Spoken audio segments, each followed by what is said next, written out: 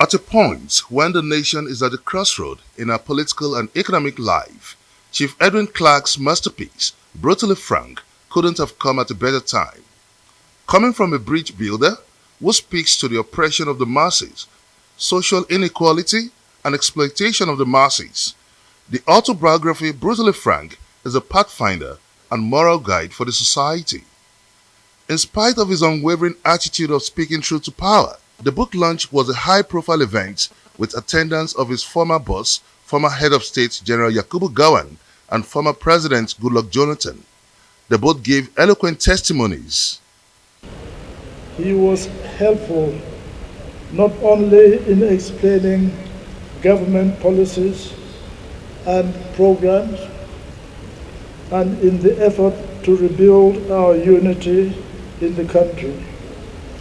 When I set up the 2014 National Conference, there was debate about percentages, is it for 70% to third or quarters or whatever, that could make them to come up and agree on something.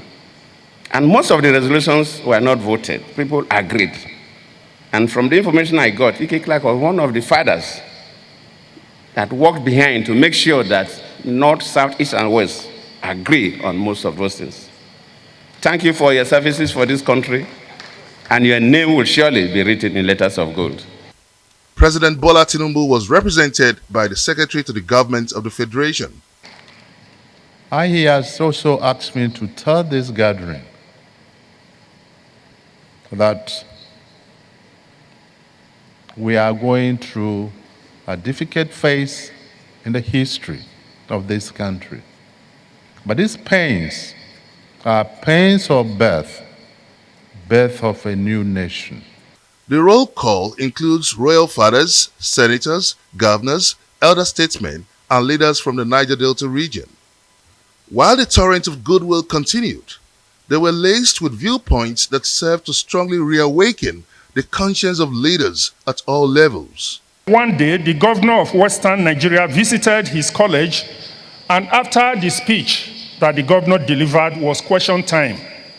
The author was the only student bold enough to ask a question, which was, why was the Oni of Ife and traditional rulers in the north honored, but not freedom fighters or nationalists like Nnamdi Azikiwe, Herbert Macaulay, and Obafemi Awolowo?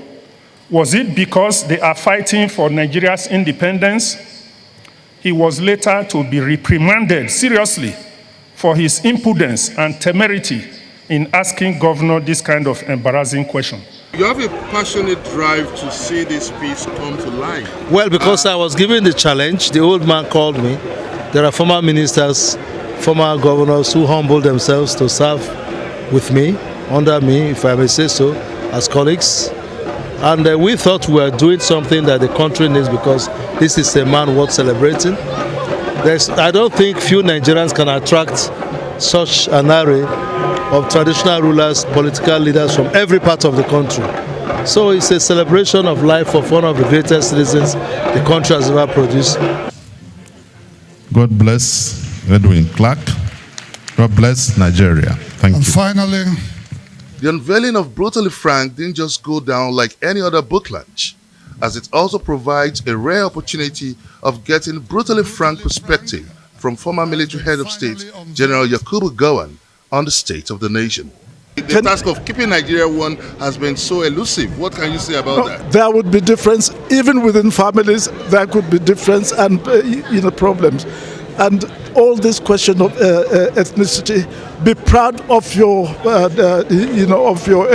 ethnic group, but believe in Nigeria, and believe that in fact we can be able to solve the problem between ourselves. It's been an eventful ceremony talking about the launch and the unveiling of the masterpiece, a rare collector's item authored by Chief Edwin Clark, an illustrious son of K. Igbodo from Delta State, talking about the book Brutally Frank that captures the high points of the service of Chief Edwin Clark to the nation, and those rare moments you could hardly find elsewhere in the life and times of Chief Edwin Clark. From the International Conference Center, Abuja, Benga Ashuru, Arise News.